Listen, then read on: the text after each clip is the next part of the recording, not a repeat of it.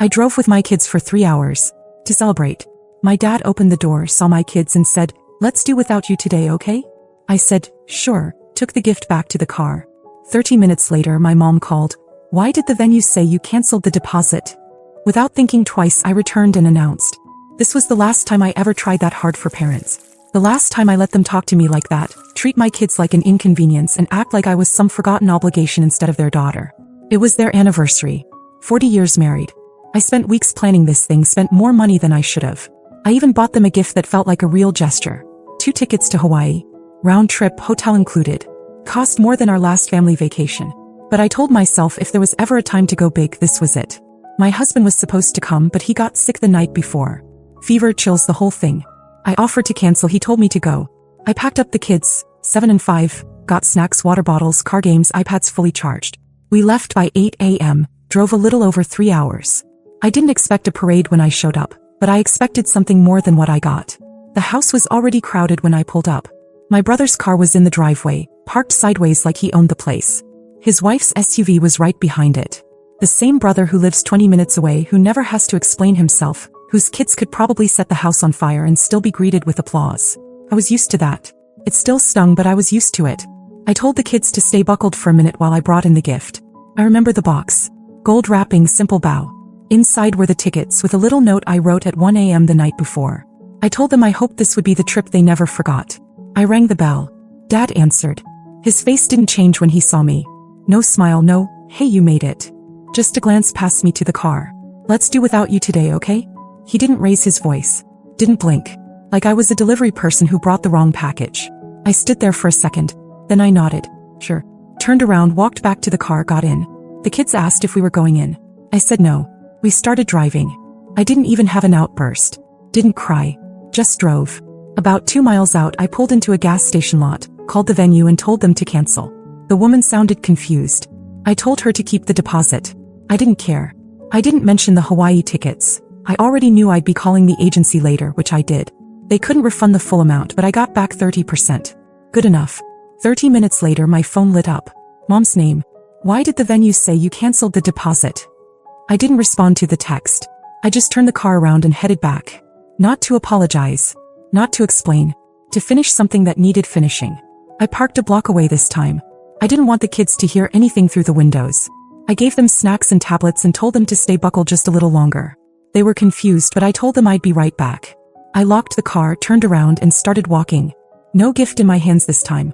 Just a tight calm in my chest, like something finally clicked into place. The front door was slightly open, people coming in and out. I walked straight in like I lived there. No one tried to stop me. The living room was packed. Neighbors, church friends, people from Dad's job. My brother stood by the counter with a beer, his wife hanging off his arm like they were at a wedding reception. There were appetizers, cheap champagne, and music playing softly through someone's Bluetooth speaker. I walked right into the center of the room and said it. "The party's canceled. The venue's done. I pulled the deposit. This is the last time any of you treat me like I don't exist." Everything stopped. The music, the conversations, the glass someone was about to pour. My mom turned around like she didn't recognize me. Dad's face didn't move. My brother blinked slowly like I'd spoken another language. "What are you talking about, Jessica?" "The party. The one I paid for. The one I planned. I drove 3 hours with my kids. Your grandkids. Dad told me at the door, let's do without you today. So I made sure you could." My mom stepped forward, her smile trying to stay on her face. "You're being dramatic. That's not what he meant. He said it. Well, maybe it came out wrong, but you don't get to blow up the entire day over a little misunderstanding. This is our anniversary." "Exactly. And you made it clear you didn't want me or my kids part of it." Dad finally said something like he just realized everyone was watching. "You should have come in. You know how crowded it is. We figured maybe you were tired from the drive." "Tired?" You looked at me like I was the caterer showing up to the wrong house. You knew I was coming. You knew I planned it. And you still shut the door on me. People were starting to whisper. A few of the guests turned toward the hallway, like they didn't want to be caught eavesdropping but couldn't look away. Mom's voice got sharper. "We raised you with love. We did everything for you. But you've always been difficult. You ruin things. You blow things up and then blame everyone else." Someone near the back said, "Wow." Out loud. "You think I'm difficult? I paid for this party. I bought you a trip to Hawaii. That's what was in the box. 2 tickets. Non-refundable, by the way. And I already canceled it. You get nothing." That landed hard. My brother's wife whispered something to him and he put down his drink. "Jessica, you're being out of line. You're embarrassing yourself." "Lomax." I've been quiet for 35 years while you got everything handed to you. You were the golden boy and now your kids are their favorites too. Mine barely get a hello. The room was dead quiet. And then right then I heard it, little footsteps on the porch. My kids. They must have gotten worried. My son walked in holding his sister's hand, looking around nervously. They were still in their party clothes. My daughter asked if we were still doing cake. I told her no. We were going home. She asked if we could get milkshakes on the way. I said yes. I didn't say goodbye to anyone. I walked my kids back to the car, buckled them in and started driving. But I wasn't finished. We got milkshakes, parked in a quiet lot and let the kids finish them in the back seat while I sat in the front and stared at nothing. I didn't cry. I wasn't even mad anymore. Something in me had just shut off like a switch flipped and all the guilt and second guessing went dead silent. That night, after I got the kids to bed and checked on my husband, who still looked like he was on the losing end of a flu battle, I opened my laptop. The Hawaii trip was non-refundable, but I managed to get back 30% after a long chat with a very patient rep. It wasn't much, but I didn't care. The gesture was dead anyway. Then I opened the shared account. That account had been set up 5 years ago, after Mom called me crying that they were behind on bills and didn't want to lose the house. My husband and I agreed to help. We started small, $500 a month. Somehow it crept up over time. I stopped paying attention. They always had some new emergency. I never questioned it. Until that night. I looked at the statements. $2,000. Every month for the last 7 months. Restaurant charges. Spa days. A new flat screen. A weekend at a vineyard that I'd never heard about. And then right there in bold, a pending attempt to withdraw $8,000. I froze. $8,000. It had been triggered right after the party. I didn't even hesitate. I removed their access. Changed the passwords. Sent my bank an alert just in case they tried to do anything clever. Then I sat there staring at the screen and the anger finally hit. Not loud. Not explosive. Just steady. The next day around 1 p.m. someone rang the doorbell. My husband was still resting and the kids were watching TV. I opened the door and there they were. Both of them. Dad in his usual tucked-in shirt like he thought this was some business meeting. Mom already halfway into a frown. We need to talk. I didn't invite them in. I didn't smile. I just said go ahead. Mom didn't waste time. You embarrassed us. In front of everyone. And now we can't access the account. That money helps with our mortgage, Jessica. It's my money. You don't help yourselves. You each. And I'm done. Dad tried to talk but I held up a hand. You told me to my face that I wasn't welcome. You ignored your grandkids like they were someone else's problem. And now you show up here like I'm supposed to apologize? We never said you weren't welcome. You said it, Dad. Word for word. Let's do without you today. You misunderstood. No, I didn't. Mom stepped forward. You're being selfish. You're punishing us for one bad moment. You're being a bad daughter. That one hit hard. She said it so fast like she'd been waiting. And something in me snapped. But I still didn't yell. You know what's worse than a bad daughter? Bad parents. And that's what you are. They both flinched. I watched them process it. I'm not paying your mortgage. I'm not funding your lifestyle.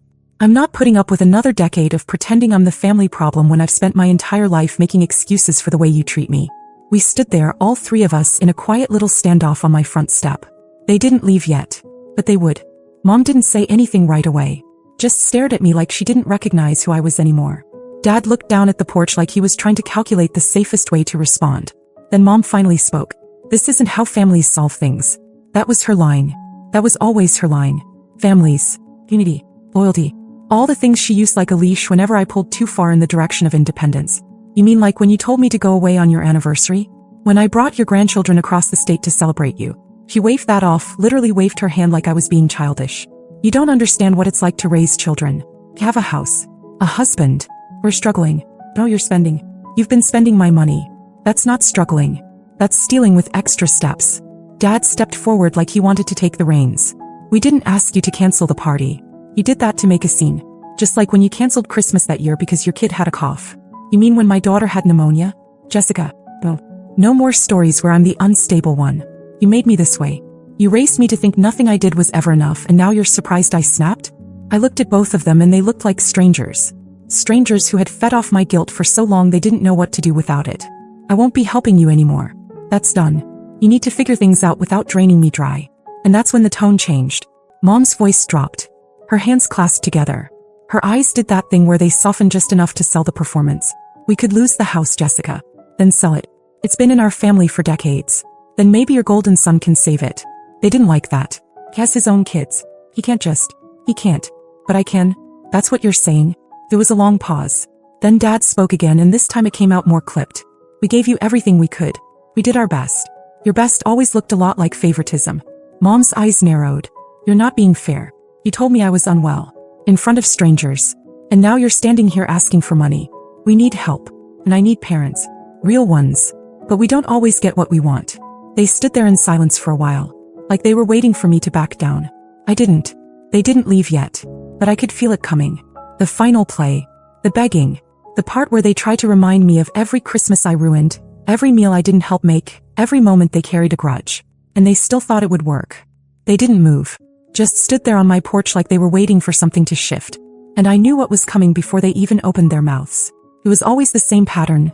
Guilt, followed by threat, followed by tears. But this time Mom skipped straight to it. We might have to file for bankruptcy. That's not my problem. Jessica, this will ruin us. You know what that means for our credit, our retirement, everything. Then maybe you should have thought of that before taking $8,000 out of someone else's account. Dad finally spoke again. We just wanted to help Max. He's been having a hard year. And there was... Wait, what? The money. We used some of it to help Max. He lost his second job. They've been struggling. I stared at them. Just stared. They had taken thousands of dollars from me to help the golden boy stay comfortable while I scraped by trying to raise 2 kids and hold everything together? So you've been lying. To my face.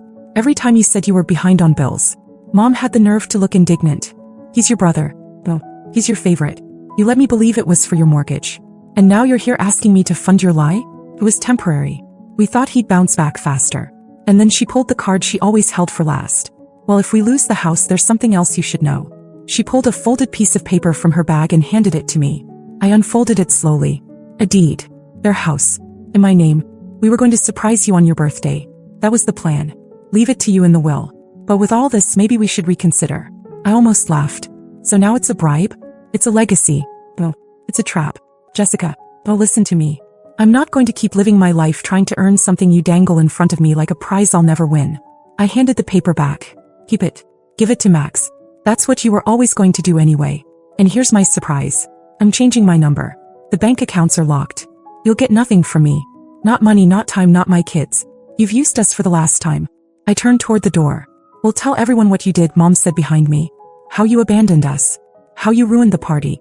How you broke the family. Go ahead. But when they ask why, tell them everything. Tell them about the money. The why. The fact that you told your daughter and her children to leave on your anniversary. Tell them why your grandkids weren't in the family photo. I'm sure that'll play great. And then it happened. My husband came to the door. Still in his robe, looking pale but alert. He'd heard everything. He looked right at them. She's done more for this family than both of you combined. You want someone to blame? Blame yourselves. Then he looked at me and said, come back inside. And I did. They stayed on the porch for another full minute before finally leaving. No goodbye. No apology. But they'd be back. One more time. They never came back to the house again. Not after that final standoff on my porch. I thought maybe they'd try one more time. Maybe show up during the kids' school drop-off. Or fake some medical emergency like they'd done before. But all I got were half-hearted texts, some guilt-drenched voicemails, and the occasional flying monkey from the extended family. My cousin Madison messaged me out of nowhere saying I should be careful not to burn bridges I might regret. My mom's sister called and said I had to remember, your parents aren't perfect, but they're still your parents. I let her talk. Then I let her go. No explanations, no anger, just distance. Because I don't regret it. Not for a second. Since cutting them off, my life has changed in ways I didn't think were possible. There's this strange, incredible silence now. The kind that only comes after chaos. The kind that lets you breathe for real. My husband is better. Stronger. We're closer than we've been in years. He told me that for the first time in our marriage he feels like our house is ours. That he doesn't have to walk on eggshells when I'm on the phone with people who drain me. The kids are thriving too. No more long drives to people who don't see them. No more awkward holidays where my daughter gets ignored while my brother's kids get showered with gifts. We do birthdays at home now. We laugh more. We sleep better. Even our little routines feel easier. I started therapy again. Real therapy. Not the maybe it's all your fault kind I used to find. My therapist asked me once if I felt guilty. I told her I didn't feel guilt. I felt free. As for my parents, their names barely come up anymore. When they do, it's not in anger. It's like remembering people I used to know. People who had every chance to do better and chose not to. A few months ago, someone from my dad's work messaged me. Said they'd heard about the family situation and wanted to let me know they'd always admired how I handled things. That threw me. I never knew people noticed. But apparently they did. I've read the stories online. People who had toxic parents and walked away for good. Some didn't even attend the funerals. I used to think that was cold. Now I get it. It's not about revenge. It's about peace. About not letting pain shape the rest of your life just because it came first. My parents fell in my eyes the day they told me to my face that I wasn't welcome. And not just me, my children. Their own grandchildren. I didn't imagine it. I didn't twist it. It happened. And now that I've stopped making excuses for them, the picture is painfully clear. They weren't good parents. They were just people who raised me. And I don't owe them anything. Not my time. Not my money. Not my silence. I live better now. I wake up without dread. I cook dinner with music playing. I plan weekends without factoring in anyone else's drama. My home is calm. It's mine. And the only legacy I care about now is the one I'm building with my kids.